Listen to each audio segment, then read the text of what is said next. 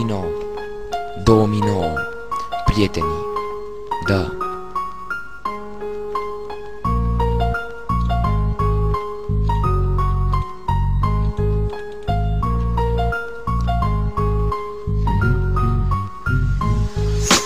Prieten, un cuvânt pe cale să dispară, că prea mulți nu știu să aprecieze o persoană. Azi ne apreciem pentru banii din buzunare și nu ne ajutăm.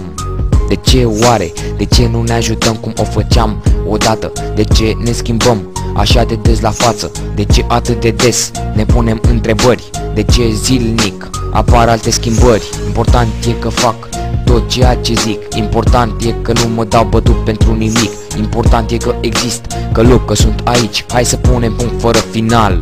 Ce zici?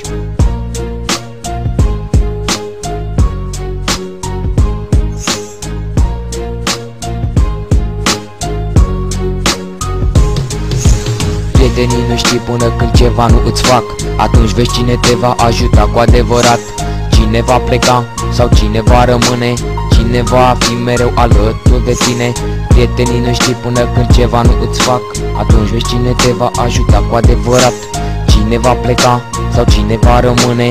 Cine va fi mereu alături de tine. E un drum lung cu multe obstacole, până când departe eu voi ajunge. Nu mă voi opri, mereu voi continua, cum îmi zicea cumicu. Ascultă-ți inima, tu mereu ai putea să spui ceva. Nu trebuie să stai deloc așa. Eu, de exemplu, am ajuns unde mulți n-au vrut. Am ajuns aici chiar dacă ei nu m-au susținut.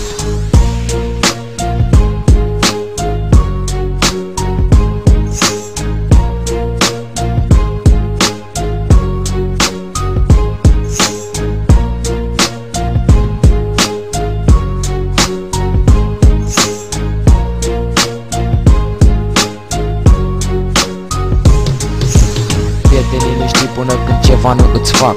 Atunci vezi cine te va ajuta cu adevărat.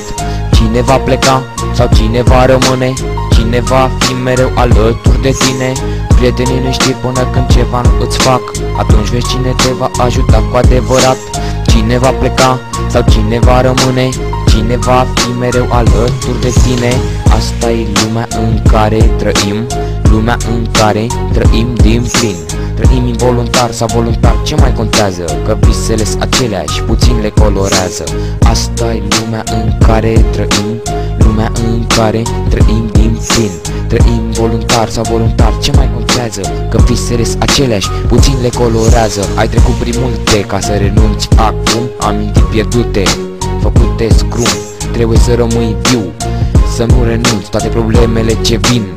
Să le înfrunți, cam atât pentru un moment. Continuă să lupți, ba inocent, da.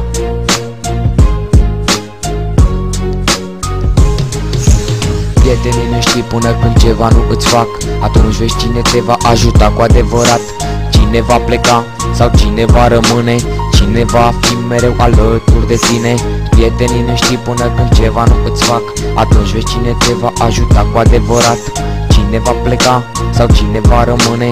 Cine va fi mereu alături de tine. A doua șansă sunt conștient că nu primesc. Tocmai de-aia o să spun din prima ce gândesc. Important e că acum ești bine. Și important e că pentru mine aceeași vei rămâne.